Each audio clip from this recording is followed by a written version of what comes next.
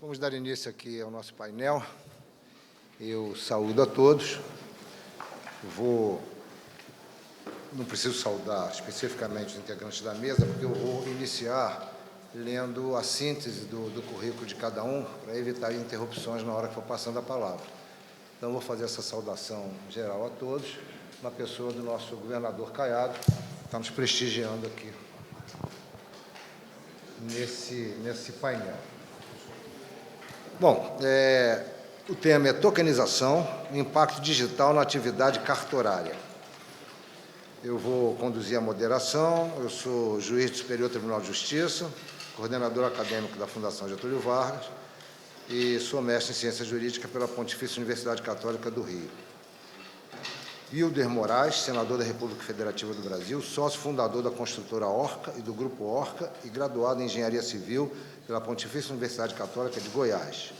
Hércules Benício, tabelião titular do cartório do primeiro ofício do Núcleo Bandeirante do Distrito Federal, presidente do Colégio Notarial do Brasil na seção do Distrito Federal, procurador da Fazenda Nacional e doutor em Direito pela Universidade de Brasília. Gisele Oliveira Barros, 23ª tabeliã de notas de São Paulo, presidente do Colégio Notarial do Brasil, diretora de notas da Confederação Nacional de Notários e Registradores, especialista em entidades familiares pela Universidade Autônoma de Direito e em Direito Notarial e Registral pela Escola Paulista de Magistratura. Fernanda Leitão, tabeliã do 15º Ofício de Notas do Rio de Janeiro, procuradora do Estado do Rio de Janeiro de 1992 a 1998, membro da União Internacional do Notariado e graduado em Direito pela Universidade do Estado do Rio de Janeiro. Luiz Rodrigues Vambier, advogado, sócio do escritório Vambier e Yamazaki, Devervanço e Lobo Advogados, professor do Instituto Brasileiro de Ensino, Desenvolvimento e Pesquisa, membro efetivo do Instituto dos Advogados Brasileiros e doutor em Direito pela Pontifícia Universidade Católica de São Paulo. E Fred Didier, sócio do Didier, Sodré e Rosa Advocacia e Consultoria, diretor-geral da Faculdade Baiana de Direito, professor da Universidade Federal da Bahia e pós-doutor em Direito pela Universidade de Lisboa. Eu vou apenas introduzir o tema, e quando se fala em tokenização,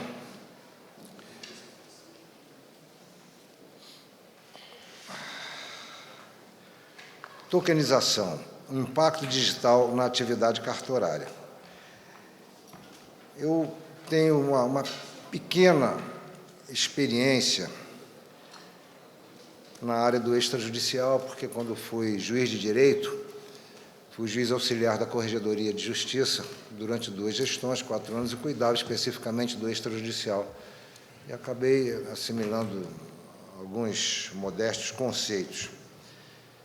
E entendo, pessoal e particularmente, que nós estamos bastante acanhados na utilização das serventias extrajudiciais para diversas atividades que hoje assoberbam o judiciário. Porque as serventias extrajudiciais, elas são administradas, geridas, são gerenciadas por profissionais altamente capacitados nas ciências jurídicas. Eles são submetidos a concursos rigorosíssimos, o mesmo padrão de concurso de magistratura, se não mais severos.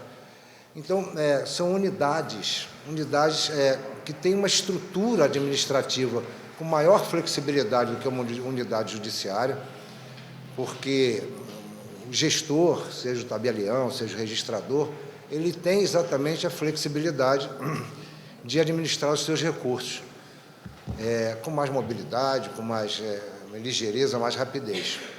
Então, creio eu que nós estamos efetivamente acanhados, porque muitas das atividades que hoje são tocadas pelo Poder Judiciário, pelas unidades judiciárias, elas podem e devem ser transferidas às atividades extrajudiciais, aos cartórios extrajudiciais, e, particularmente, quer dizer, até algumas que permitem que os tabeliães gerenciem algum conflito de interesses, ainda que de pequena monta, que não exijam contraditório, coisa do gênero, mas até algumas atividades que possam permear um contraditório, de pequena litigiosidade, eu acho que é relevante, é pertinente e é moderno que a gente utilize Eu levantei agora os números que estão disponíveis. Primeiro, na Anoreg, nós temos 13.440 unidades extrajudiciais no país, 13.440. Enquanto unidades judiciárias de primeiro grau são 14.799, ou seja, se equiparam. A gente poderia dobrar a capacidade de prestação de serviço à população, dobrar, porque uma 14.800 e a outra com 13.440. Então, em números absolutos, elas se equiparam e nós poderíamos, então, na minha percepção, dobrar a capacidade, a eficiência de atendimento à população, nos utilizando dessas unidades e que, como já falei, estou ratificando, são gerenciadas por profissionais altamente capacitados, com conhecimentos profundos de direito, e vamos ouvir agora aqui os especialistas. Eu vou começar pelo professor Luiz Rodrigues Wambier, e a média de tempo que está estimada é de 10 minutos para cada um dos palestrantes. Professor Wambier. Muito obrigado, ministro Saldanha Palheiro. Ao cumprimentá-lo, cumprimento a todos que estão na mesa, a todos que estão aqui presentes, rendo minhas homenagens também ao governador Caiado, que nos honra com a sua presença aqui. E eu digo o seguinte, muito rapidamente, que como professor de processo civil e como advogado, eu, que não sou notário, que não sou legislador, senador, não sou civilista, meu caro Hércules, eu devo pura e simplesmente tentar buscar, com as minhas reflexões e com a minha experiência, dar maior rendimento ao processo, inclusive ao processo que tramita ou que, segundo nossos sonhos, e vejo que os seus sonhos são iguais aos meus, tramitarão também nas serventias extrajudiciais. Então, eu prefiro discorrer muito brevemente sobre a significativa evolução que há, que se constata com a implantação do processo eletrônico entre nós, processo judicial eletrônico. Com todos os defeitos que ele teve na sua implantação e que tem na sua operação. É muito frequente os advogados, os magistrados, advogados, então, que sempre reclamam bastante. Não, caiu o PJE, caiu isso, caiu aquilo, está fora do sistema. Claro que são questões graves que devem ser, com o tempo, efetivamente resolvidas. Mas, mesmo com esses defeitos, funciona e funciona muito bem. E aqueles que se exasperam com esses problemas, eu lembro que há muito pouco tempo atrás, lá na época mesozoica, a máquina de escrever ou o computador também apresentavam problemas, não é? Mas tudo isso evolui e tem evoluído no nosso país com uma velocidade elogiável, muito interessante. O processo eletrônico ele trouxe vantagens periféricas, interessantes, secundárias, mas não menos relevantes, como, por exemplo, a atenção com o meio ambiente. Nós eliminamos o uso de papel, nós eliminamos montanhas de papel, provavelmente toneladas de árvores, que passaram a podem ser conservadas em função do uso mais restrito do papel. Só um exemplo, mas é um exemplo relevante, considerando a atualidade e a importância dos temas ligados ao meio ambiente. E houve, com a implantação do processo eletrônico, um acelerar do processo, ministro Palheiro. Houve um acelerar, o processo está mais rápido, o processo está mais célere, embora isso não deva ser um objetivo central. O objetivo central, digo eu, é que o processo seja efetivo e não que necessariamente seja só rápido. Um processo rápido, sem efetividade, também é um processo que cai no vazio. Mas nós temos que priorizar, claro, antes da celeridade, a segurança jurídica, né? Mas eu penso que o processo eletrônico, num primeiro momento, ele democratizou, ele simplificou e ele desburocratizou o processo judicial. E eu vou usar aqui, me perdoem os notários, mas eu vou usar no sentido pejorativo, que não é o sentido que se atribui hoje aos notários. Mas o processo deixou de ter aquele peso cartorial do passado. Essa expressão usada naquele sentido antigo, da época, provavelmente, das capitanias hereditárias ainda. Hoje, ele andou, hoje ele acelerou, e ele passou, essa evolução toda demorou, mas chegou na atividade notarial e na atividade registral. Foi um passo longo, foi um passo difícil, mas que vem sendo paulatinamente implantado, e eu digo com absoluto sucesso. Dizem os antigos, os sábios, que a dificuldade faz com que soluções criativas apareçam, sejam engendradas.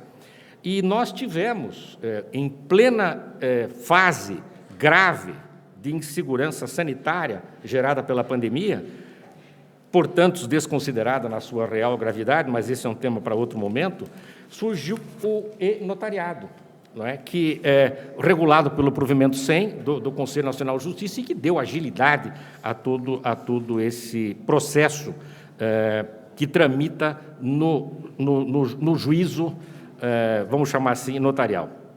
Vou falar num lugar comum, mas necessário. O Brasil é, de fato, um país continental com dificuldades sociais, com dificuldades econômicas de todas as espécies, né?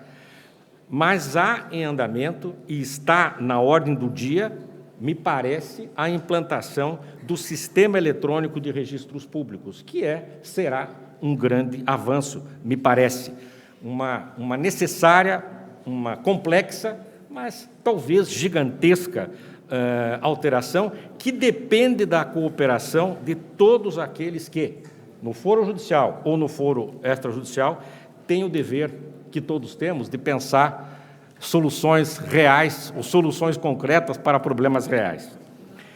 Para encerrar, eu diria o seguinte, que o direito não pode ficar alheio a essas novas práticas. O direito tem a função de regular. Hoje mesmo nós assistimos pela parte da manhã, falando-se em inteligência artificial, o quanto se está pensando, criando uma gama de soluções para regular, para dar controle, o que significa dar segurança para essas atividades que estão na sombra da chamada inteligência artificial generativa. Muito bem. Então, o direito fará, o direito regulará. E fico muito feliz de ter aqui um senador da República disposto a vir discutir conosco, nos ouvir, porque, no plano legislativo, havendo uma regulação cada vez mais aprofundada, cada vez mais rente à necessidade, nós chegaremos a um resultado muito positivo. E, enfim, eu penso que nós poderíamos também, ministro, pensar numa interoperabilidade entre o processo, entre o processo judicial e a atividade notarial. Hoje, parece-me que as coisas estão ainda muito dissociadas. O judiciário conversa pouco com a atividade cartorária. E, na medida em que esse diálogo se aprofunde, me parece que nós teremos uma chance maior de alcançar esse objetivo trazido por Vossa Excelência agora na sua fala inicial, que é da entrega ao notariado de mais e mais encargos como atribuições, como forma de desonerar, inclusive, o peso de trabalho do Poder Judiciário. Parece-me que isso é absolutamente possível e devemos caminhar nesse sentido. Essa interface, vamos chamar assim, entre o sistema extrajudicial e o PJE, por exemplo, para dar rendimento ao processo, desde que respeitando as garantias do acesso a uma justa solução do direito, da segurança jurídica, etc., me parece que deva ser plenamente apoiada. A nossa tarefa, a minha, né, como professor de processo, me parece que deve ser, muito modestamente, a de revisitar as garantias constitucionais processuais, as normas processuais fundamentais, a busca de celeridade e de segurança nesses novos e promissores ambientes, no ambiente do mundo do processo eletrônico. E é essa a intenção que tenho como atividade docente e na própria advocacia. Eu agradeço a todas e a todos pela gentileza da paciência e da atenção. Muito obrigado. Obrigado.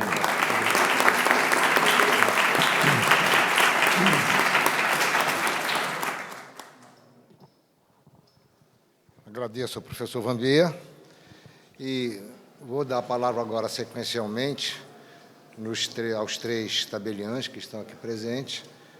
Em seguida, ouviremos o professor Fred Didier e, como palestra final, o senador Wilder, porque ele exatamente está conduzindo o projeto de lei que deverá dar uma nova roupagem a essa matéria. Bom, então eu vou chamar para falar agora a doutora Fernanda Leitão. Não? Hércules? Então tá bom. Primeiro, Hércules Benício. Muito boa tarde a todos, grande honra estar aqui, ministro, queridos professores, queridas amigas, Fernanda e Gisele, e com essa a plateia ilustrada. É interessante que aqui a gente vai tratar de racionalização de procedimentos.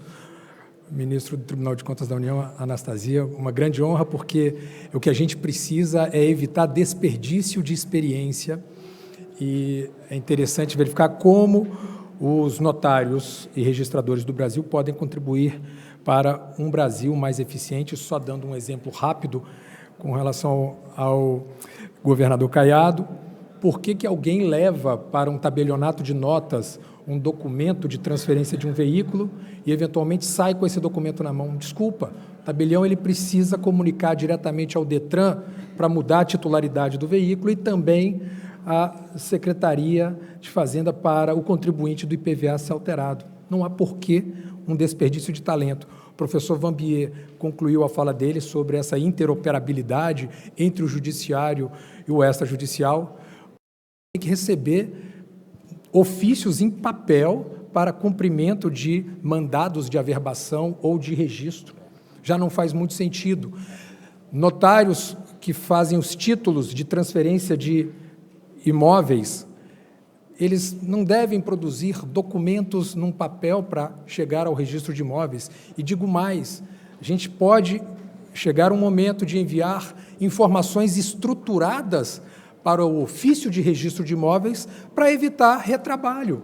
A gente envia documento, quando é eletrônico, em PDF, e o que foi digitado pelo tabelião de notas chega lá também ser redigitado.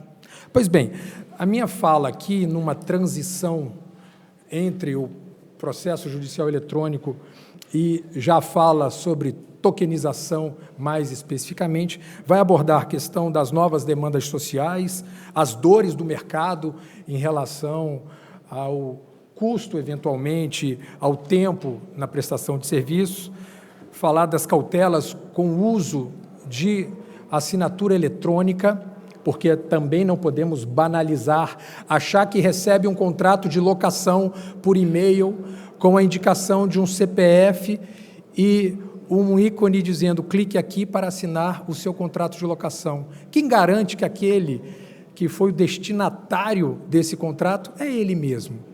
Só houve uma indicação de um CPF, houve uma indicação de um e-mail, e quando ele clica, a captura da geolocalização dessa assinatura, mas sem os rigores em relação ao que deve ser quanto à identidade das pessoas. E daí trataremos de alguma inovação que também será trazida pela colega Fernanda em relação a já provimento sobre tokenização que a Corregedoria do Rio Grande do Sul editou em 2021. E seria basicamente essa a minha fala. Quanto a essas novas demandas sociais, os notários e registradores do Brasil foram convidados a dar um salto para o futuro, isso na marra, porque a pandemia ela impôs restrição de circulação. Ora, como casar pessoas sem que elas possam ir às serventias registrais?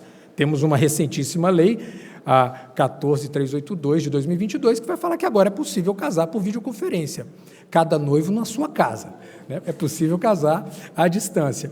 Mas já na pandemia, os notários precisavam, né, prestar serviços com a fé e a segurança jurídica. E o certo é que, para que eu despapelize certo procedimento, eu, no mínimo, preciso me preocupar com a autoria da manifestação de vontade e com a integridade dessa manifestação. Essa autoria, ela pode ser adquirida, tanto a autoria quanto a integridade, adquirida por meio de assinatura eletrônica.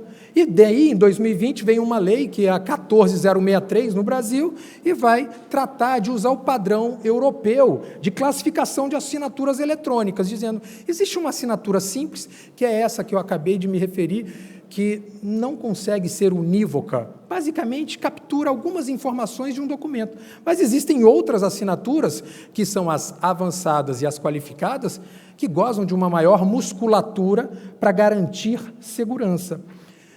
E o interessante é que, quanto à assinatura qualificada no Brasil, é só aquela assinada pelo eCPF por algum certificado digital expedido no âmbito da infraestrutura de chaves públicas do Brasil, que tem como raiz certificadora o Instituto Nacional de Tecnologia da Informação.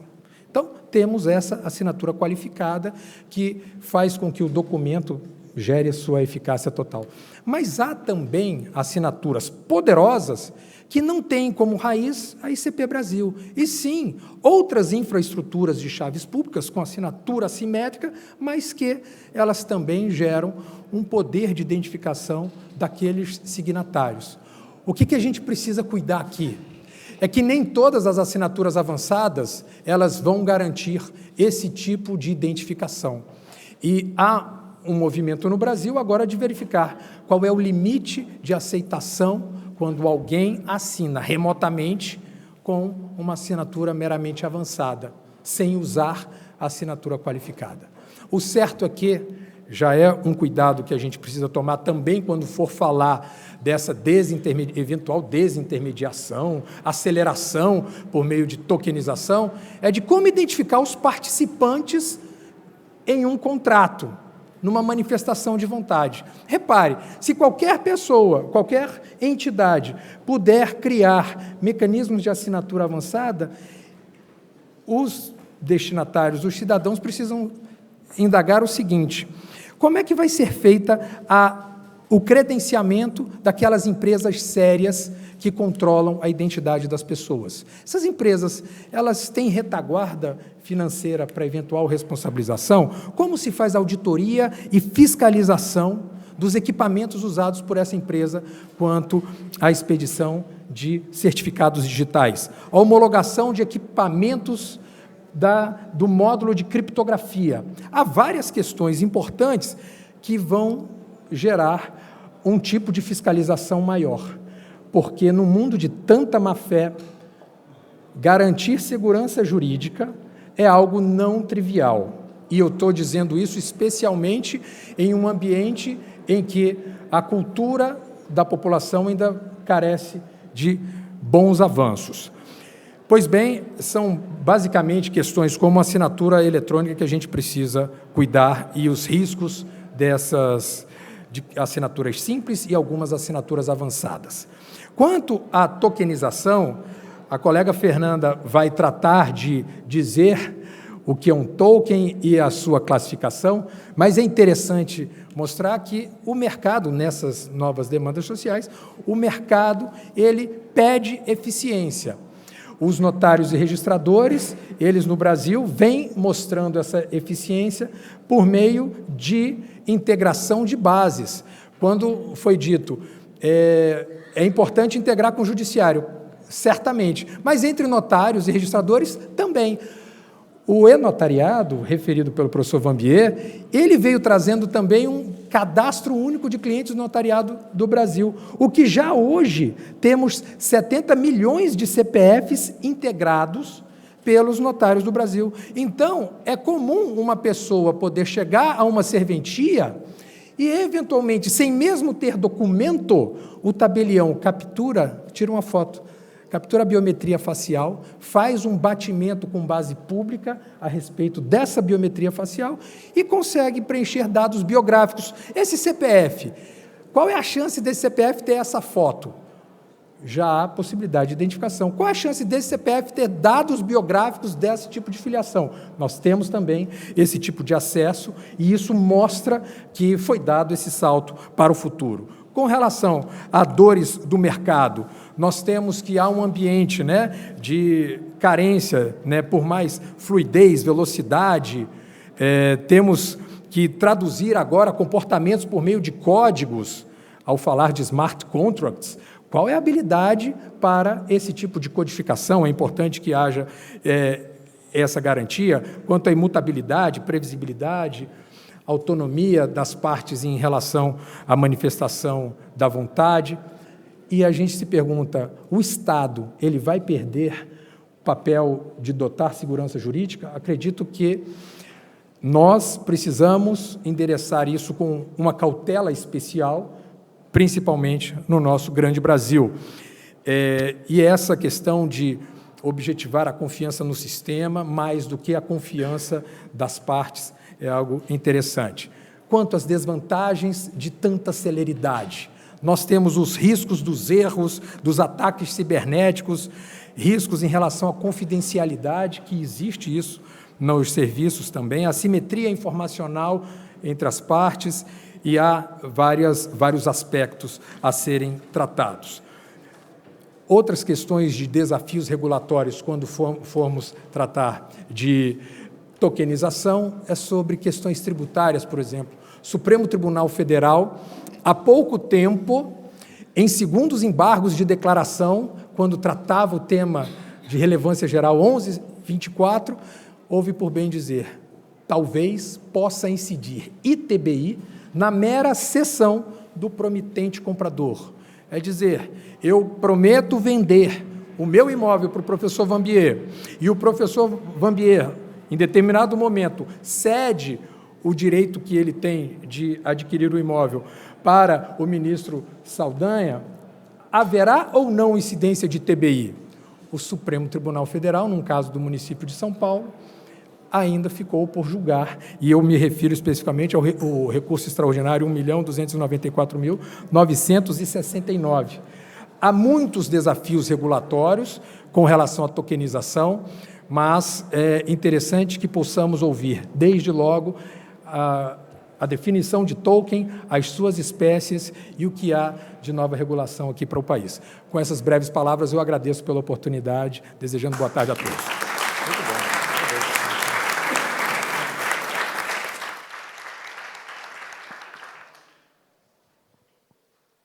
Pois então, com as considerações do professor Vanbier e do doutor Hércules, nós já começamos a ser integrados nas particularidades da utilização das serventias extrajudiciais, numa gama maior de atribuições, e com esse novo componente, que é exatamente a tokenização. A possibilidade de alguém que está morando em Manaus comprar um imóvel de alguém que está morando em Porto Alegre, e esse imóvel sendo situado em Belo Horizonte. E isso é inevitável, isso não retroage, isso aí não vai reverter. Quer dizer, ou a atividade extrajudicial adere e envereda pelo caminho da informatização total, plena, ou vai ficar para trás. E isso não é mais possível. O foguete foi lançado, né? Como dizem popularmente, foguete não dá ré. Vai ter que seguir em frente e enfrentar esses desafios. Erros acontecerão, mas erros já acontecem desde sempre, como o professor Vanbier falou, até na máquina de datilografia. E nós vamos enfrentando esses desafios e corrigindo aquilo que for necessário. Entendo que é pertinente um conceito que, para mim, é absolutamente relevante, é a preservação, em qualquer atividade dessa natureza, particularmente pelo meio eletrônico, a preservação da autonomia da vontade, assegurar que a autonomia da vontade foi preservada, e aqueles princípios da atividade extrajudicial, segurança, perpetuidade, publicidade, por aí vai. Se isso for cotejado e conseguimos assegurar que seja observado, certamente o processo só vai crescer e evoluir.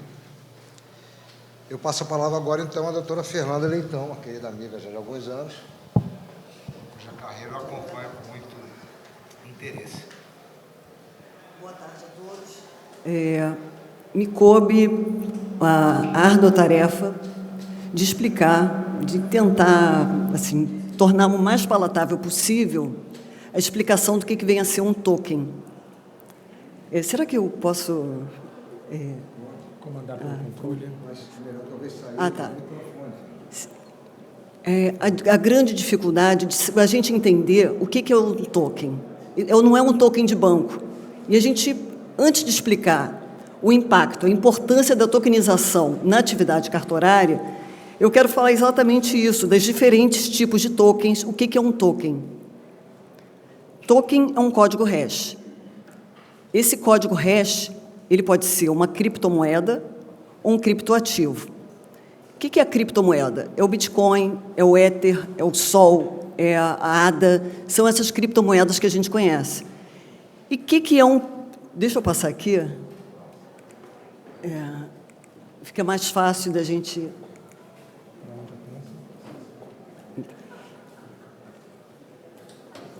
Não está indo. Estava desligado. Tá. Agora está aqui.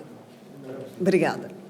Então, a criptomoeda todo mundo já sabe. E o que todo mundo hoje em dia fala, que eu escuto em todas as esquinas e que eu acho que ninguém sabe o que é. Um non-fungible token. O que é um non-fungible token? Bem, o conceito de fungível e infungível está no Código Civil, artigo 85. E o que quer dizer esse non-fungible token? Quer dizer que aquele código hash se refere a um bem, pode ser imóvel, pode ser móvel, pode ser tangível, pode ser intangível. O que isso quer dizer? Esse código hash pode fazer referência a um imóvel, a um direito autoral, a uma tela de arte ou a qualquer outro tipo de bem de valor econômico que não seja fungível, que é o dinheiro. Dinheiro é Bitcoin, é o Sol, é o Ether, que é a criptomoeda. Mas, nos dois casos, o que é o token? O token é código hash, é um código gigante. Esse código hash não é nenhuma novidade, nem nenhuma ideia nova, e ele já existe há milênios, há pelo menos 30 anos. Então, o que mudou nesse tempo todo para a gente, hoje em dia, só falar de criptomoeda e de NFT, criptoativo? Qual foi a mudança que ocorreu? Qual foi a disrupção que foi promovida nesse meio tempo, que deu a esse token tanta visibilidade? Foi o surgimento, em 2008, da blockchain. Em 2008, o mundo todo tomou conhecimento do Bitcoin. Esse Bitcoin ele está ancorado numa tecnologia chamada blockchain. Então, só existe tokenização quando a gente fala da tecnologia blockchain. Uma coisa está umbilicalmente ligada à outra, blockchain e tokenização. Então, a gente tem que ter isso em mente. E o que é a blockchain? A blockchain é um conjunto de tecnologias já conhecidas, que é a criptografia, que é o banco de dados descentralizado, que é o smart contract. Mas, tá bom, a blockchain juntou todas essas tecnologias numa só, num amálgama, que fez com que surgisse o Bitcoin. Mas, tá bom, eu não consegui me convencer qual foi a grande disrupção que foi provocada com essa nova tecnologia. A grande disrupção é o seguinte, porque a partir da blockchain, você consegue tornar um arquivo digital íntegro. O que isso quer dizer? Eu não posso fazer um Ctrl+V e multiplicá-lo, nem posso editá-lo. Ou seja, dando um exemplo, eu vendi um imóvel e tokenizei e vendi para o Hércules. Essa compra e venda foi representada através de um hash, tá? Naquele primeiro hash ali, daquele primeiro quadrado. Esse banco de dados descentralizado quer dizer o seguinte, que eu tenho um banco de dados convencional, eu só tenho acesso ao meu banco de dados. O que eu tenho, o Hércules não tem, como é hoje em dia. No banco de dados descentralizado, tudo que eu tiver no meu banco de dados, o Hércules também tem. A Gisele também tem e a Ana também tem. Ou seja, há uma multiplicação desse banco de dados, que torna o processo muito mais seguro, ataque de hackers. Porque todos esses registros e esses hashes são criptografados. Então, não se tem notícia até hoje de um ataque de hacker aos bancos de blockchain, aos blocos. Então, o que acontece? Quando eu mando esse token para o Hércules, automaticamente, esse hash comunica a todos os demais blocos que estão na rede, de forma imutável. Se eu quiser editar, se eu quiser botar um Ctrl+C, Ctrl+V, é impossível. Então, o que aconteceu? Esse registro é imutável, ele é transparente, ele é descentralizado, ou seja, ele parte a partir de um consenso, e não existe uma só autoridade certificadora, o que dá todo mais uma segurança para todo esse procedimento. Então, por isso que, a partir de 2008, a gente passou a escutar muito NFT, token, e tokenizar ativos imobiliários, tokenizar obras de arte, tokenizar no metaverso. Tokenizar no metaverso é muito mais simples, porque a gente está numa terra que não existe nenhum tipo de legislação, nem reflexo no mundo real. Mas quando você fala nessa tokenização no mundo real, ela é mais, vamos dizer assim, desafiadora de você conseguir implementar. Então, onde é que eu coloco a importância do notário em todo esse sistema? Que, por exemplo, nos Estados Unidos, existem sites que fazem essa tokenização. O que esse site faz? Ele faz uma due diligence daquele imóvel e ele faz a precificação daquele bem. Ou seja, se eu vou tokenizar um imóvel e eu vou colocar ele numa cadeia de blockchain, a importância do notário é fundamental. Por quê? O notário vai atestar a capacidade das partes, a identidade das partes e o preço daquele imóvel. Porque o propósito do token, a razão de ser do token, é ser comercializado. Então, como é que você imagina que você tem um imóvel que foi tokenizado no Brasil, esse token viajou pelo mundo inteiro, foi parar em Luxemburgo. A pessoa comprou um token de um imóvel no Brasil e em Luxemburgo. Como é que eu vou saber se aquele token é verdadeiro, se aquele imóvel vale aquilo que ele está dizendo e se as partes foram aquelas que se diziam num contrato?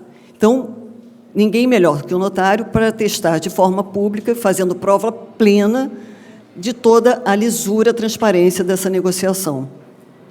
Então, isso para mim é fundamental, porque se o primeiro registro dentro do bloco da blockchain for falso, ele vai contaminar todo o sistema, todos os demais registros, e vai impactar na própria vulnerabilidade do sistema imobiliário e não vai garantir segurança jurídica. Então, é essencial essa intervenção do notário para que toda essa tokenização ela seja feita de forma transparente e segura. Outro ponto que é bem importante, e eu estava conversando com o senador sobre esse assunto, é que quando você tem um imóvel que foi tokenizado, você tem um NFT, que é um Non-Fungible Token, que é esse token que eu falei, que é a representação digital de um imóvel. Agora, a questão toda que vai estar se discutindo, tanto no Brasil como na Europa, Estados Unidos, é o seguinte: quando esse token ele vai servir para ser negociado, ele vai ser sujeito ao registro na CVM ou não? Ele vai ser considerado um contrato de investimento coletivo e vai ser um valor mobiliário sujeito às regras da CVM ou não? Porque o que diz esse parecer de orientação 40 da CVM? Ele diz o seguinte, que o Brasil ele adota aquele teste de Howey. Essa questão ela foi discutida nos Estados Unidos em 1946 pela Corte Suprema Americana.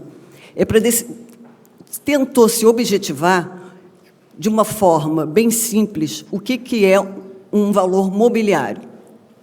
Então, esse teste de Howey diz o seguinte: houve investimento em dinheiro, a expectativa de lucro, esse investimento que é numa empresa comum, esse lucro vai ser gerado por uma terceira pessoa. Então, todas essas indagações deverão ser feitas para você identificar aquele ativo como mobiliário ou não. E é nesse ponto que aí eu separei alguns PLs, e aí também tem o provimento do Rio Grande do Sul, que foi o pioneiro, mas ele não trata desse assunto. Ele só trata da questão do pagamento em criptomoeda. O Rio de Janeiro também lançou um provimento, o provimento 87, e esses são os PLs que estão em trâmite. Recentemente também, o Parlamento Europeu ele publicou o MiCA, que é o Market Crypto in Asset, ou seja, quando esse ativo digital, representando um bem imóvel, vai ser um valor mobiliário ou não. Então, essa dúvida é uma dúvida que é uma questão desafiadora, é uma questão nova, ela está sendo discutida no mundo inteiro, não existe nenhuma legislação ainda que, vamos dizer, espanque esse problema, porque todos nós, eu acho que a gente está na mesma página, e o senador Wilder, ele é relator de um projeto, de um projeto de lei, o 3.095, que ele visa exatamente tratar sobre esse assunto e tornar de forma bem... E achei isso muito interessante, porque vai acabar com esse subjetivismo, às vezes, da CVM, dizendo o que realmente vai ser considerado valor mobiliário ou não.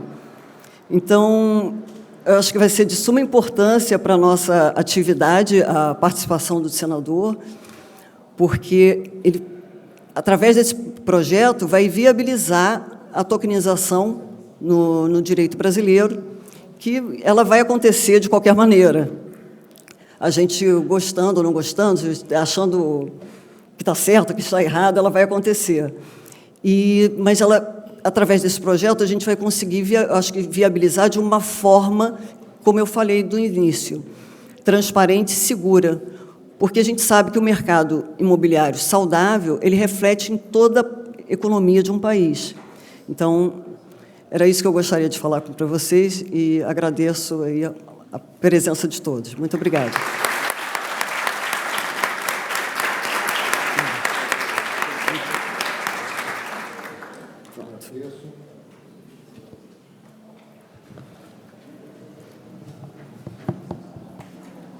Agradeço, doutora Fernanda Leitão, pelos esclarecimentos e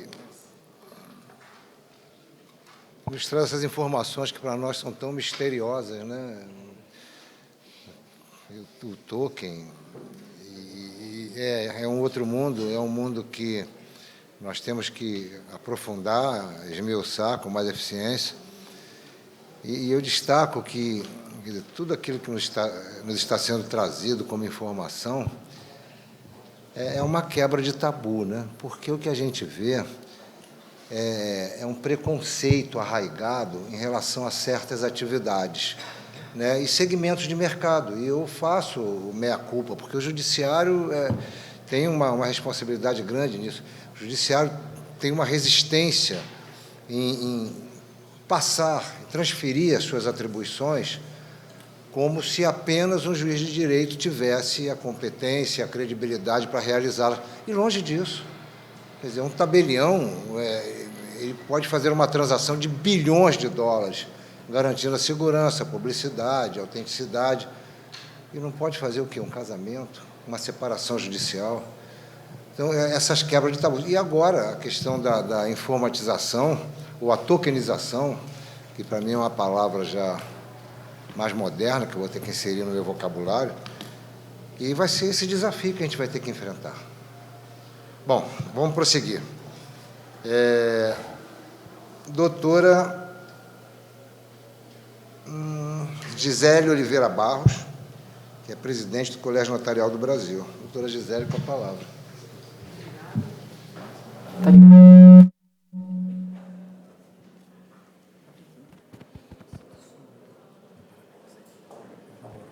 Bom, boa tarde. Agradeço, em nome do ministro Antônio Saldanha, pela participação aqui nesse evento em Lisboa. Em meu nome, em nome dos 8.500 notários que eu represento no Brasil, a gente vem aqui falar sobre a nossa participação nessa transformação digital de todas as atividades, inclusive da nossa. Então, como o Dr. Vanbier falou, em 2020, no começo da pandemia, nós colocamos o e-notariado para funcionar. Em 2020, os notários, os atos notariais, a gente não tinha nenhum ato notarial eletrônico.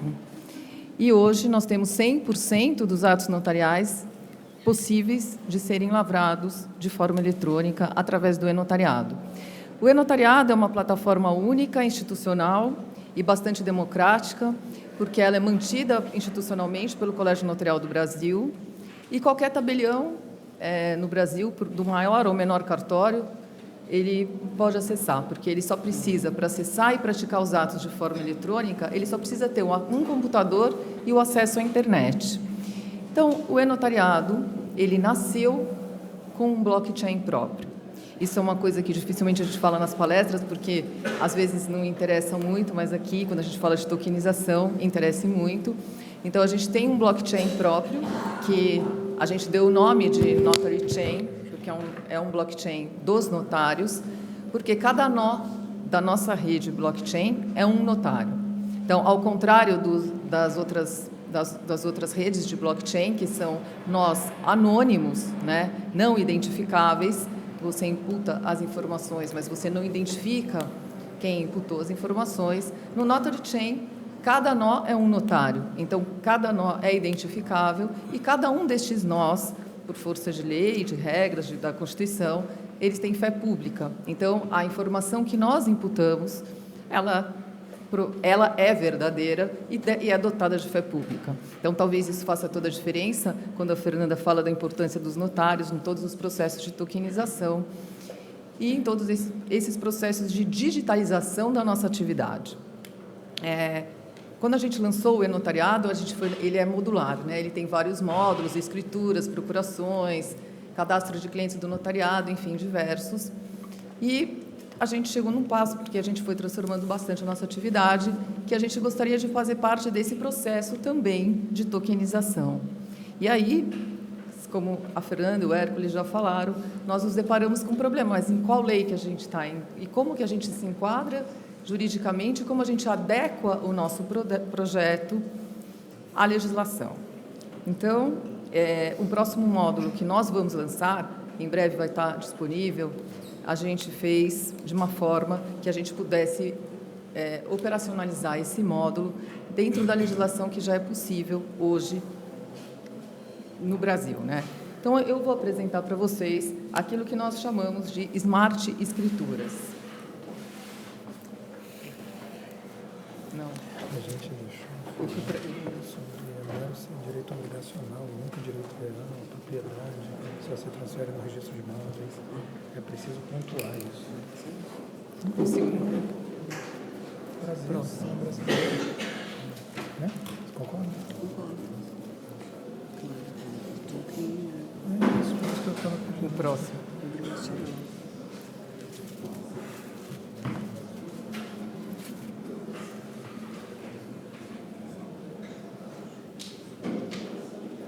É esse. Bom, para a gente começar a falar sobre as smart escrituras, eu gostaria de falar um pouquinho o que são os contratos inteligentes, ou os smart contracts, que são, na realidade, são programas que executam transações de forma automática assim que determinadas condições são atendidas. São inovações, é um processo de inovação trazido pela tecnologia e que permite, de uma forma simplificada de se falar, automatizar as cláusulas contratuais. Os contratos inteligentes, eles garantem maior rapidez e segurança na execução dos acordos entre as partes, sem que esta execução dependa de um intermediário ou de uma instituição financeira. Contratos inteligentes, na verdade, são programas que se executam de forma automática, assim que certas condições acordadas previamente pelas partes são atendidas. Nestes contratos, não há necessidade de intermediários, como bancos ou entidades reguladoras ou securitizadoras, para garantir a execução das cláusulas. Todo o processo é feito de forma automática, por códigos de computador, que executam as regras pré-definidas pelas partes. Assim que os contratos inteligentes são publicados, ou seja, assim que eles são inseridos no blockchain, numa rede blockchain, não é mais possível alterar ou manipular as disposições contratuais, como a Fernanda falou. Em outras palavras, não é mais possível qualquer modificação unilateral por um dos contratantes. E agora? Voltou.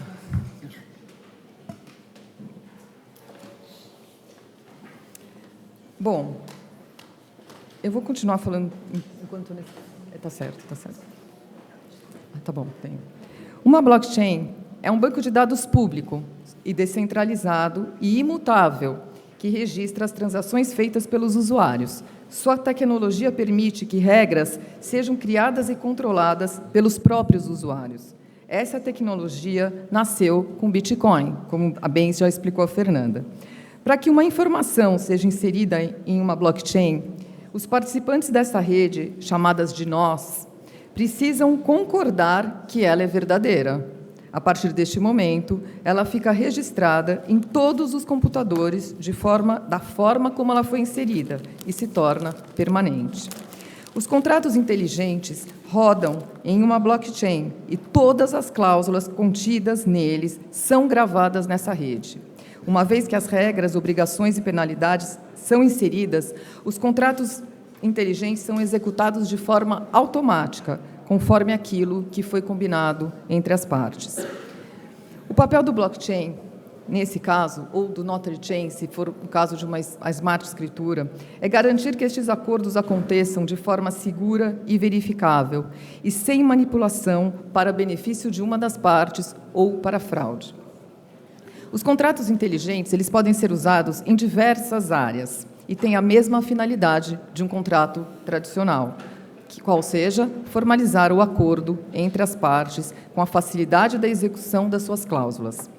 Os contratos inteligentes, com suas funcionalidades de autoexecução, já estão trazendo muitos benefícios para todos aqueles que se utilizam deles e trarão ainda mais e serão o futuro dos contratos e também da atividade notarial. Estes contratos, quando formalizados por tabeliões de notas, ou seja, quando se tornar uma smart escritura e formalizada por um tabelião de notas, que é um profissional dotado de fé pública, constituem as smart escrituras, ou escrituras inteligentes, que representam, no meu modo de ver, o mundo perfeito. Isto é, uma vez que temos a imutabilidade do blockchain, do notary chain, acrescida da segurança decorrente da fé pública de um notário, que é quem vai inserir as informações na rede, juntamente com a eficiência advinda da autoexecutoriedade. Conseguimos, assim, juntar na Smart Escritura a humanização e a expertise do atendimento notarial, a gestão automatizada e a tecnologia do blockchain. Lembrando, gestão, tecnologia e humanização são os novos pilares essenciais para o desenvolvimento da sociedade. É muito interessante perceber que o futuro chegou em todas as atividades, inclusive na nossa, e traz consigo, de volta, a essência da origem do notário. O contrato inteligente, formalizado por um tabelião de notas, representa a volta do notário à sua origem. O notário, que, na sua origem, atuava nos primórdios, em um ambiente em que as pessoas eram analfabetas e não conseguiam ler nem escrever, e muito menos conheciam as leis. Se mostra agora necessário, no meio digital, na transformação digital, no meio no qual as pessoas não conhecem linguagem de programação e leis específicas, mas querem se utilizar dos smart contracts. O notário pode oferecer os benefícios da blockchain, da notary chain, e dos smart contracts para toda a sociedade e também para o próprio Estado. Todos podem usufruir dos benefícios, mesmo que não conheçam linguagem de programação e sem passar pelo estresse e insegurança de ter de confiar na honestidade e nos conhecimentos de um programador, da rede de blockchain ou daquelas partes com quem eles estão contratando. A fé pública e a tecnologia utilizada num ambiente seguro, fornecido pelos notários, resolve esta questão sem que o notário precise ser expert em linguagem de programação, bastando utilizar uma plataforma oficial, como é o e-notariado, e institucional dos notários, previamente programada para tanto. A evolução ocorreu e ocorre todos os dias em uma espiral. E o que estamos vendo, então, é o retorno do movimento circular que volta à necessidade da existência de um intérprete confiável da vontade das partes, da sua capacidade e da formalização, e capaz de formalizar juridicamente essa vontade das partes, mas agora, num plano muito mais avançado, pois se antes era necessária a escrita comum, os livros de notas, agora também é necessária a linguagem de programação específica dos smart contracts, encontrada de forma viável, democrática e bastante acessível em um ambiente notarial seguro, que é proporcionado pela plataforma do e-notariado. Já é possível lavrar smart escrituras, que promovam o pagamento do valor do imóvel mediante a transferência de criptomoedas previamente depositadas em uma wallet do comprador na plataforma notarial. Referida criptomoeda poderá ser até mesmo uma moeda própria para transações imobiliárias criadas pelos notários para tal fim, utilizada somente na plataforma notarial com a finalidade de escrow, garantia.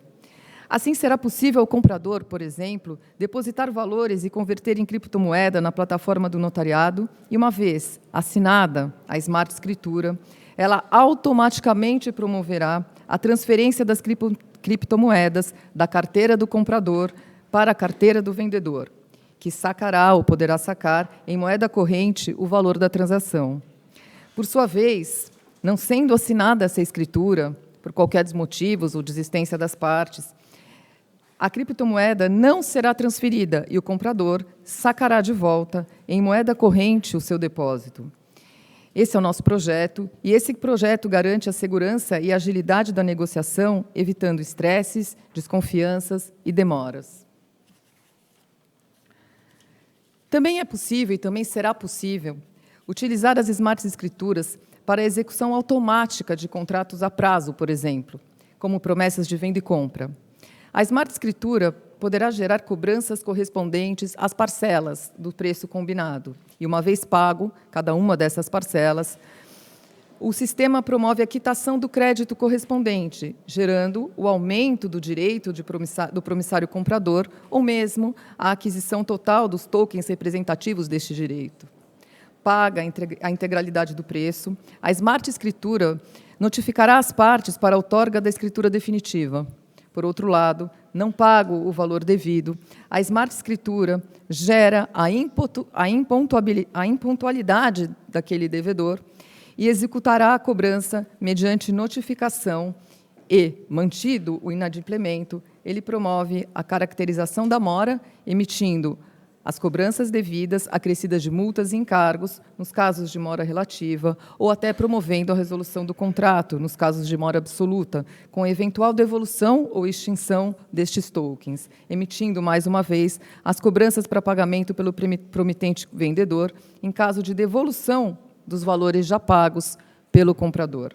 Descontados, é claro, os encargos da rescisão com multas e juros moratórios devidos. Ou seja, a própria plataforma da Smart Escritura fará todo esse trabalho de controle dos pagamentos. Inúmeras outras funcionalidades é possível, porque, afinal, para a tecnologia, tudo é possível. E para a utilização da Smart Escritura no futuro também. Sendo certo que nós, notários, estamos apenas no início de uma revolução, a qual acrescentará a escrita notarial, a linguagem, já acrescentou, a linguagem da programação, mas que em nada mudará a essência da atividade notarial, a qual será, em verdade, cada vez mais reforçada e necessária diante da sua humanização. Ou seja, a atividade notarial, que sempre se pautou e se pauta, né, pela segurança jurídica, pela fé pública, pela qualificação e verificação da capacidade da parte, verificação da manifestação adequada da vontade, ela continuará existindo de forma diferente no ambiente digital. Era esse um projeto que está em andamento e logo mais, se Deus quiser, a gente colocará à disposição de todos os usuários do país e de todos os notários do país também, para disponibilizarem isso a todos, em todas as pontas. Era esse, mais ou menos, uma apresentação, a primeira apresentação que a gente faz desse novo projeto. E eu espero que a gente consiga, então, estar dentro de toda essa transformação digital que ocorre, a gente queira ou não. Obrigada.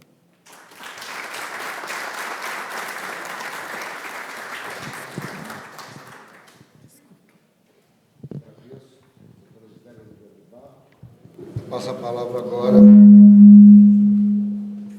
professor Fred Didier.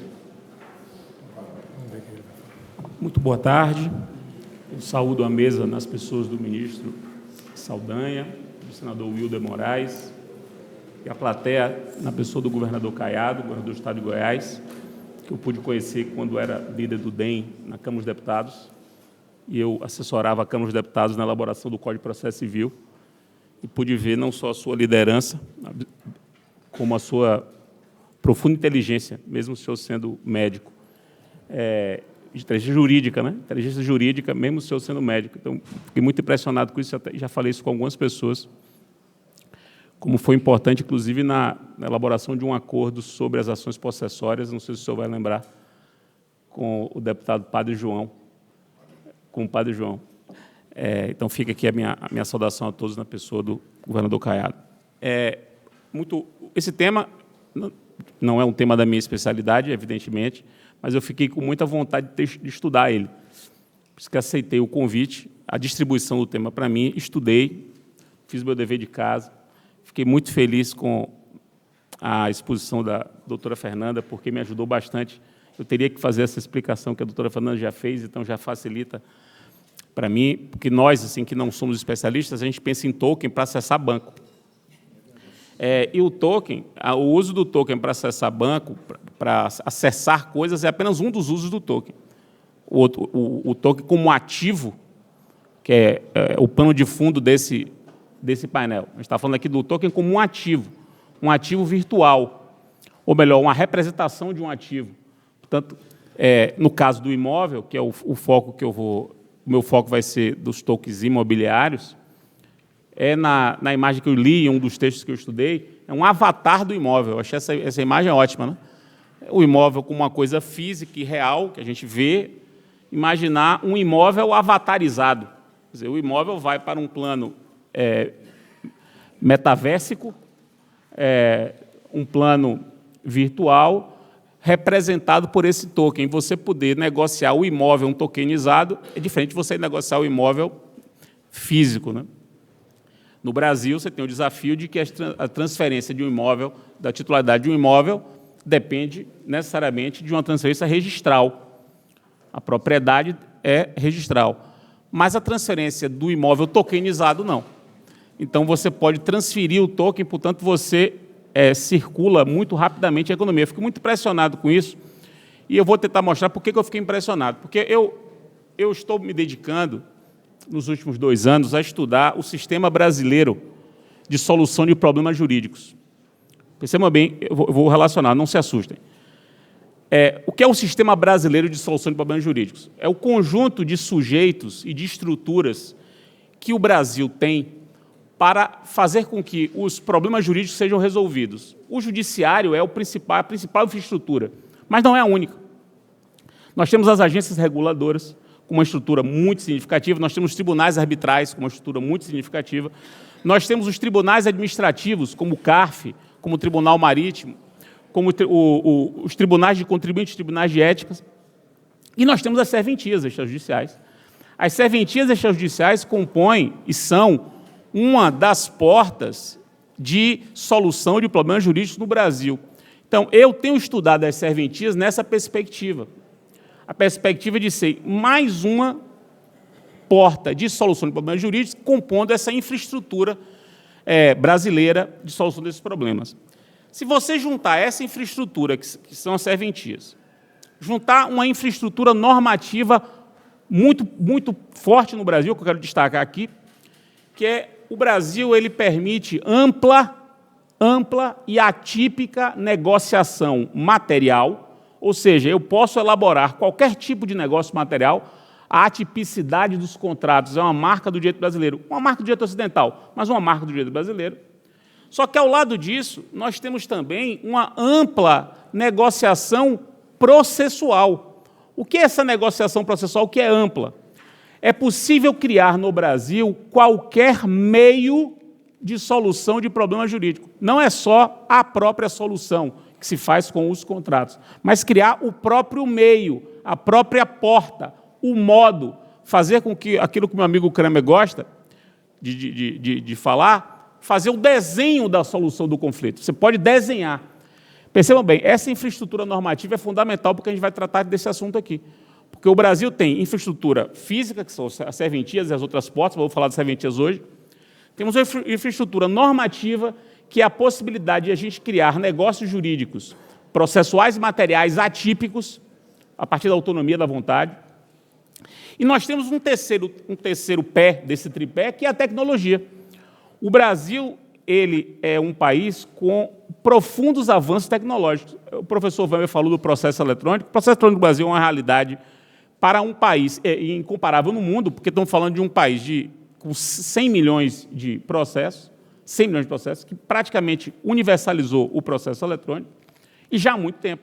Estamos falando de um país que lida razoavelmente bem com a tecnologia. Então, vamos juntar esses três ingredientes. Serventias, 13 mil serventias, como o ministro Saldanha falou, uma estrutura tecnológica muito forte no Brasil e uma estrutura normativa que permite que negócios sejam criados, negócios para a solução de problemas jurídicos, tanto do ponto de vista material como processual. Então, esse é o caldo dos ingredientes. Onde é que isso vai dar? Aí surge esse fenômeno da tokenização. Vou falar da tokenização imobiliária. Como disse as minhas colegas de mesa, é como uma chuva, é como a luz do sol. Você não pode dizer, se eu sou contra a tokenização. Você não pode ser contra a chuva, você é contra o ar. Você não pode ser contra o que acontece. A nós do direito e da política, aqui a representante da política e do direito, a gente tem que lidar com o que acontece, politicamente e juridicamente, mas não ser contra o que acontece. É muito importante estabelecer essa premissa. E a tokenização acontece. Não é por acaso que o Tribunal do Rio Grande do Sul, que a doutora Fernanda mencionou, já regulou ao menos uma dimensão disso, que é o pagamento de compras de imóvel com o token. Só isso, é só uma dimensão, né? O pagamento com token, é um pedaço desse universo. O Tribunal do Rio também já avançou nesse pedaço desse universo, mas imaginem, e o Senado está discutindo isso agora, não nesse projeto do senador Guido, mas num outro projeto muito importante que nós do processo recebemos hoje aqui, que é o projeto da Lei das Garantias, projeto transformador. Acho que o ministro Belize está um pouco nisso, por conta do CNJ, da Comissão de Execução, ministro. As soluções, as propostas parecem que foram incorporadas ao projeto das garantias. E veja, senador, que a gente pode pensar no token como uma garantia. Quer dizer, o token imobiliário como uma garantia, ele mesmo objeto da garantia. E uma garantia que, como ele está dentro de um contexto de smart contract, é uma garantia autoexecutável. Então, se o sujeito não pagou, já transfere imediatamente. Então, não é só como pagamento, é como garantia, é como forma de pagamento, como garantia, isso sem transferir a propriedade imobiliária. Então, o uso é muito grande. Então, o que eu quero pegar desse contexto fático que está acontecendo, e juntar esse contexto fático com esse tripé que eu mencionei, característico da realidade brasileira. Eu, estudando esse assunto, eu percebi esse fenômeno como um sintoma. Ele é um sintoma de um fenômeno que eu reputo mais complexo e ainda mais interessante. O que é esse fenômeno ainda mais complexo e mais interessante? De um lado, a gente percebe uma incontrolável e admirável, dois adjetivos importantes aqui, incontrolável e admirável, capacidade de se criarem soluções jurídicas novas a partir da infraestrutura normativa e tecnológica que já existe. Então, isso é, para mim, incrível, né? É incrível e admirável que se criem soluções jurídicas novas a partir de uma infraestrutura normativa e tecnológica existente. E, de outro lado, e aqui falando com meus colegas das serventias, de outro lado, que também me impressiona, é a aptidão das serventias extrajudiciais como tive dificuldade de achar a palavra, mas como uma espécie de palco, de ambiente propício para que essas soluções surjam e se desenvolvam. Que é um fenômeno muito interessante. As serventias, elas nasceram com uma ideia de legalidade estrita. Acho que todos os membros das serventias que fizeram seus concursos, eles se pautaram nisso. Tenho que saber tudo da lei de registro público, tenho que saber a interpretação restrita, eu só posso fazer o que a lei manda. Então, nós educamos juridicamente os nossos notários e registradores para um tipo de interpretação formalista do direito, e rígida. Só que o mundo não é assim. A vida é movimento. A vida é movimento. O novo sempre vem, eu digo isso em alguns lugares, o novo sempre vem, isso não é só uma frase de camisa, nem é só um verso de uma música. Não é nem só uma frase de uma camisa, nem só um verso de uma música. O novo vem, as coisas acontecem, e é curioso como uma infraestrutura, que é das serventias, que nasceu para servir rigidamente, inflexivelmente, legalidade estrita, seja um palco absolutamente adequado em que as coisas estão acontecendo. Veja que as corregedorias de justiça, por conta das serventias que começaram a regulamentar a organização, apareçam como ambientes propícios para isso. E aqui eu aproveito a presença do ex-senador Anastasia, professor da Universidade Federal de Minas Gerais, professor de Direito Administrativo e hoje ministro do TCU, porque eu aproveito sua presença, ex-senador, ministro, professor. Porque o senhor foi responsável, e o senhor sabe disso, por uma das mais importantes leis brasileiras dos últimos tempos, que é a nova LINDB, de 2018, que é uma lei de direito público, só que um direito público do século XXI, que é um direito público do movimento, da transformação, da mudança, aliando com segurança jurídica. Esse pensamento de direito público, que assume a mudança como uma característica do nosso tempo e tenta fazer com que a mudança se dê de maneira segura, mas sem proibir a mudança, é o mesmo espírito, hoje ministro, eterno professor, então senador, que eu acho que nós temos que ter em relação a esse tema e os cartórios.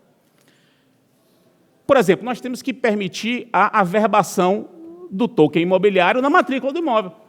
Só que se você for para a lei de registro público, lá para o artigo 167, você não vai encontrar no rol do 167 averbar token imobiliário. Não vai encontrar. Mas como é que a gente vai impedir que se averbe token imobiliário? E eu vou além. Vamos pegar o exemplo do token para o que vem pela frente. O que vai acontecer daqui a 2 anos? Do semestre que vem? Outras coisas vão surgir e a gente vai continuar pensando no registro imobiliário para uma perspectiva de legalidade estrita. Me parece, senador, que a mudança feita recentemente pela Lei 14.382, uma lei de impacto ainda não devidamente compreendido, a Lei 14.382, que mudou a Lei de Registros Públicos, mudou o artigo 246 da Lei de Registros Públicos. E esse artigo 246 agora, ele diz o seguinte: além dos casos expressamente indicados no inciso 2 do caput do 167, esse que sempre foi interpretado de modo restrito, serão averbados na matrícula as subrogações e outras ocorrências, observem bem a redação, e outras ocorrências que por qualquer modo alterem o registro, o que é óbvio, ou repercutam nos direitos relativos ao imóvel. Esse trecho final, ministro Belize, ou repercutam nos direitos relativos ao imóvel, é uma cláusula aberta. O que significa dizer que, no meu modo de ver, na minha interpretação, a interpretação que eu quero propor a todos aqui, é de que o 246 da Lei de Registros Públicos, com a nova redação dada pela Lei 14.382, e aproveitando da tokenização como um exemplo, como um sintoma do que está acontecendo, seja interpretado de modo que a gente possa se valer do registro público para fazer qualquer tipo de averbação ou anotação que dê mais garantia ao tráfego jurídico relativo aos imóveis, inclusive averbações, vamos chamar assim, atípicas. O exemplo do token imobiliário é um, mas eu posso dar outros. Um bem prosaico para os meus amigos processualistas aqui presentes. O artigo 828 do CPC brasileiro diz que é possível averbar na matrícula do imóvel a admissibilidade de uma execução. Então, se eu proponho uma execução, a execução é admitida, eu posso, a partir da admissibilidade, já averbar a pendência da execução no registro. Só que tem um problema. Entre a propositura da ação, da execução, e a admissibilidade, nós temos um tempo. É um tempo morto. Esse tempo pode ser crucial para uma fraude. Então, qual é a solução que Laiana Piau, que está aqui presente, advogada, estudou o assunto, pensou? A possibilidade de, num negócio jurídico, se estabelecer, numa compra e venda, um contrato qualquer maior, se dizer o seguinte: se eu for lhe executar, a propositura da execução já me autoriza a averbar no registro imobiliário. É a propositura, não a admissibilidade. Se faz o negócio da averbação da propositura da execução. Isso negocialmente. Isso é um negócio atípico. Pelo 246 da Lei de Registro Público 9, pode ser averbado. E se você reinterpretar o 167, vai poder ser averbado. Então, uma outra coisa, podemos pensar numa garantia imobiliária sem eficácia real. Eu mesmo já fiz uma garantia imobiliária sem eficácia real, que foi o seguinte: era uma dívida, um contrato de dívida, não se tinha dinheiro para fazer hipoteca. Não se tinha dinheiro para fazer hipoteca. Mas se queria garantir que aquele imóvel pudesse ser penhorado na execução daquela dívida. Então, se fez um acordo para dizer o seguinte: se houver execução, a penhora vai recair naquele imóvel e já há uma prévia renúncia à alegação de impenhorabilidade. Então, você predefine o bem a ser executado, que é o que se faz na hipoteca. Só que a diferença da hipoteca é que a hipoteca predefine o bem a ser penhorado na execução, mas isso vale para todo mundo, para os terceiros. Nesse caso, como não se tinha dinheiro para fazer a hipoteca, você fez uma hipoteca amputada ou uma garantia real, uma garantia imobiliária sem eficácia real. Dê o nome que se quiser. É um negócio atípico, que a nossa infraestrutura normativa permite que se crie e que eu não vejo nenhum problema de ser simplesmente averbado na matrícula. É uma outra coisa, não é uma hipoteca, é uma outra coisa. É uma outra solução jurídica para um problema jurídico que o nosso direito permite, e é preciso que a gente dê azeite, em homenagem a Portugal, azeite a interpretação que nós vamos dar à nova Lei de Registros Públicos, porque não é mais a velha Lei de Registros Públicos, é a nova Lei de Registros Públicos, reorganizada pela Lei 14.382 do ano passado. Eram essas as minhas considerações, meus caros, muitíssimo obrigado.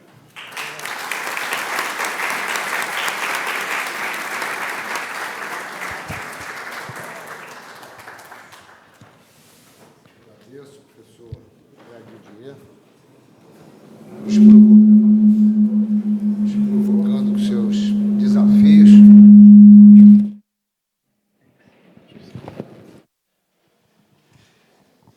Desafios de ultrapassar conceito de legalidade estrita em matéria registral. Eu, com os velhos conceitos de um juiz antigo, já fico parando para pensar com muita preocupação, mas já projetando a minha cabeça para tentar ultrapassar essas barreiras. Vamos ver o que dizem aí os doutrinadores e a jurisprudência a respeito disso, né, professor?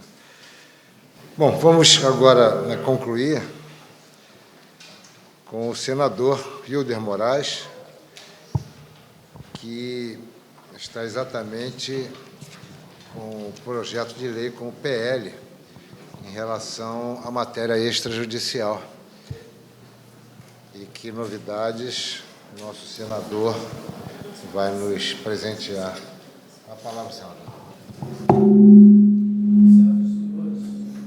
Senhoras e senhores, boa tarde.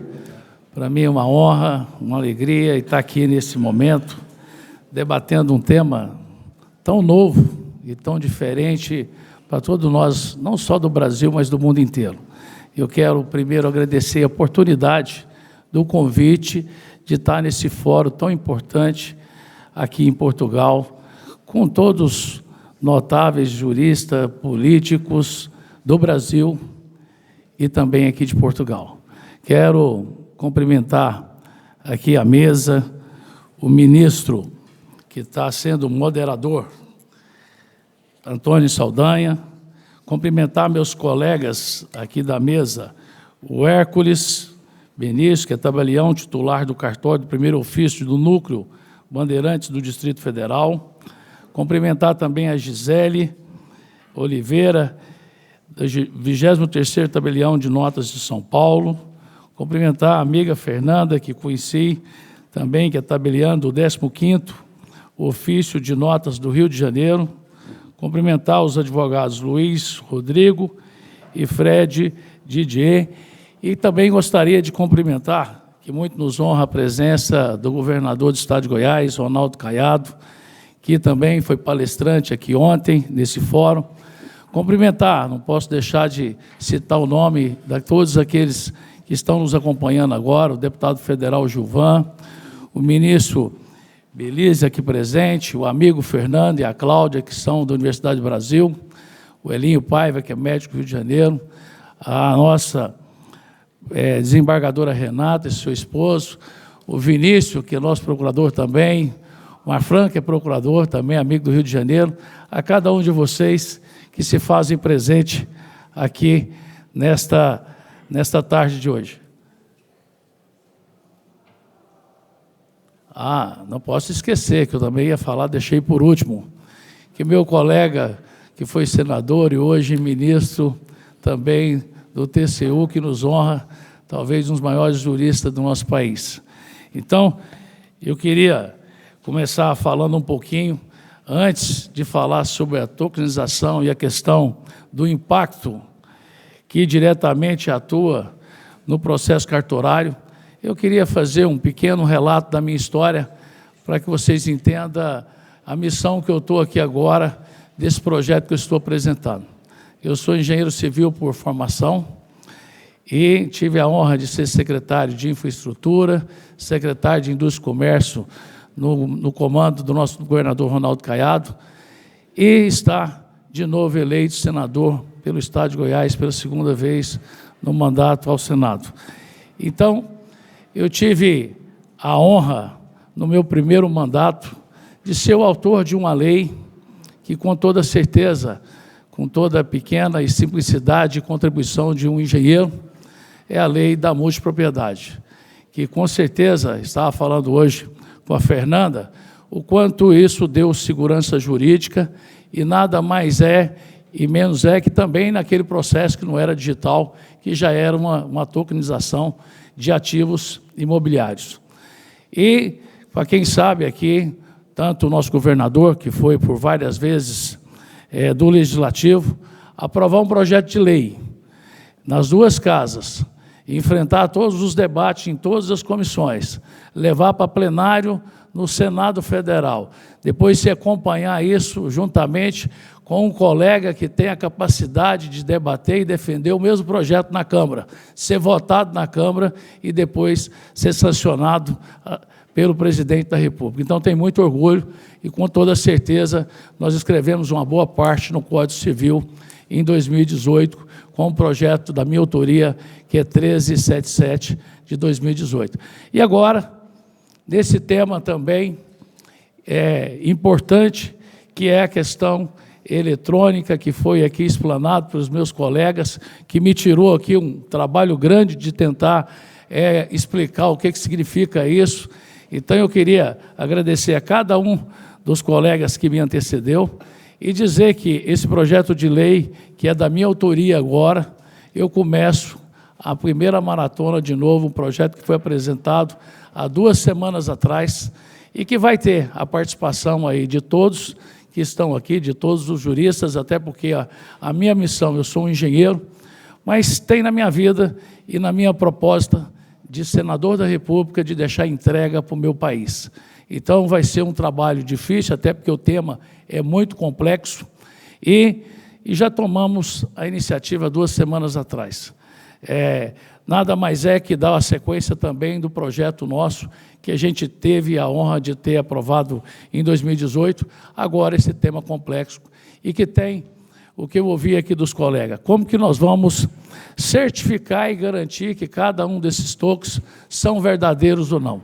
Então, lá no passado também, quando nós fracionamos as multipropriedades, se fracionar uma escritura, também tivemos uma participação muito grande do setor cartorário, de toda a sociedade civil organizada, todos os, vamos dizer, os doutores da área, para que a gente pudesse fazer um projeto que desse segurança jurídica para o empreendedor, para o investidor e para o usuário que pudesse ter uma fração, não só com o uso compartilhado, mas também com o seu título de propriedade, com registrado uma matrícula específica da sua fração. Imagina agora que nós estamos criando a tokenização que vai ser aberta a quantos itens. Então, nós tivemos, antes de vir para cá, eu tive a honra também de ter uma reunião onde todos os quadros do Banco Central, que querem também acompanhar a questão, já tem a moeda digital, e que precisa acompanhar essas transações financeiras desse projeto que vai tipificar o que nós vamos chamar de token imobiliário. E aí isso tem um órgão regulador que tem toda a relevância e que vai determinar o que é um ativo mobiliário, que é a CVM. Então, fizemos uma reunião com toda a equipe técnica e nós vamos, no nosso projeto, tipificar o que vai entrar na classificação e que pode ser avaliado como um ativo, não só mobiliário, mas também imobiliário. E aí, eu falando com a doutora Gisele, o que aconteceu lá no nosso projeto anterior. E ela falou muito bem aqui, na tokenização, quando começa a tokenizar um ativo, seja imobiliário, ou seja, de qualquer outra atividade que tenha valor financeiro. Nós temos que ter um processo que tenha uma certificação, que dê uma garantia de que aquele título e daquela tokenização, ele tem um procedimento e um acompanhamento, e aí isso é muito importante, que no sistema imobiliário, que os cartórios participem diretamente, para que a gente possa ter a origem de cada um desses empreendimentos. Como bem disse aqui, nós podemos ter um empreendimento no Rio de Janeiro e ser vendido em qualquer parte do mundo, e que eu tenha a honra e também de ter um exemplo hoje da multipropriedade, que eu fui autor de uma lei e que não imaginava que um dia ia ser aplicado num empreendimento que eu faço parte dele, que é o Hotel Nacional do Rio de Janeiro. Quem é do Rio de Janeiro sabe disso. Então, com toda certeza, com esse avanço da tokenização, nós vamos também fracionar ainda mais e colocar no mercado ativos imobiliários para que as pessoas possam fazer investimento em qualquer parte do mundo e que a gente possa dar garantia desses ativos. Que a gente possa dizer que o projeto, a modelagem, como diz aqui o meu professor que me antecedeu aqui agora, já está no time nosso aqui para falar sobre os regulamentos e como nós vamos dar soluções jurídicas para cada solução de todos esses tipos de token que vão estar contemplados no nosso projeto de lei. Eu tinha uns dados aqui muito técnicos, mas como o que me antecederam já se falaram muito sobre esse tema e também com o passar do dia, eu deixo aqui o convite de todos os membros da mesa, do nosso ministro, para que a gente possa acompanhar esse projeto, que eu tenho certeza que talvez será o maior projeto de desenvolvimento, não só na área econômica, imobiliária, para desenvolvimento do nosso país, que com certeza eu quero dar a minha contribuição como senador da República, do Estado de Goiás e do Brasil. Quero agradecer e deixar à disposição um abraço a todos que estão presentes. Cumprimentar a minha esposa Ana, que daqui a pouco eu também cumprimentei todo mundo e esqueci dela aqui. Um abraço a todos.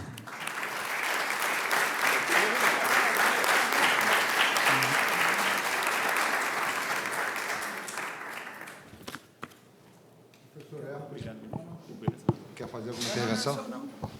Acho que a Fernanda vai cumprir. Não, pode.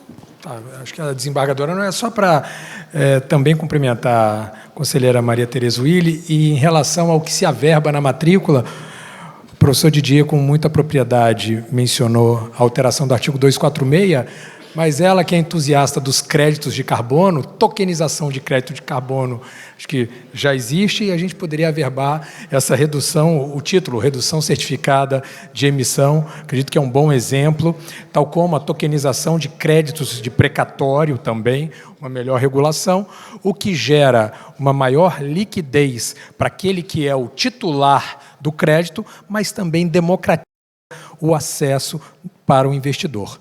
Com essas brevíssimas palavras, agradeço aí pela oportunidade. Bom, nós verificamos aqui a infinidade de atividades que a gente vai ter que conhecer, estudar e nos adaptarmos, né? Porque o tempo não volta, o tempo caminha para frente e nós temos que caminhar acompanhando essa evolução. Aqui, um pouco mais de uma hora, tanta coisa que a gente já apreendeu e tanta coisa mais tem para ser realizado nessa área. Parabenizo a todos os palestrantes e dou por encerrado o painel. Muito obrigado.